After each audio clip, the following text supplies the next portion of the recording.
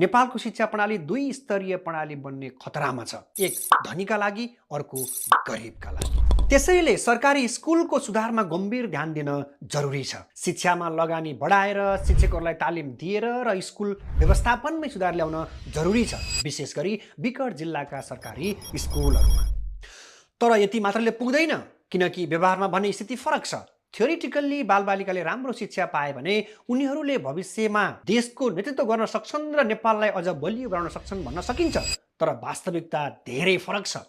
आजका धेरैजसो विद्यार्थीहरू शिक्षा राम्रो नपाएर वा अवसर नदेखेर +2 पछि विदेश जान चाहन्छन्, जसले गर्दा देशमा दक्ष जनशक्तिको अभाव भइरहेको अवस्था छ, जुन पछि अझै बढ्ने खतरा देखिन्छ। त्यसैले शिक्षा प्रणाली सुधार्नु भनेको केवल स्कुल सुधार्नु मात्र होइन, त्यो बालबालिकाले देशमै अवसर देखाउने आधार बनाउनु पनि हो।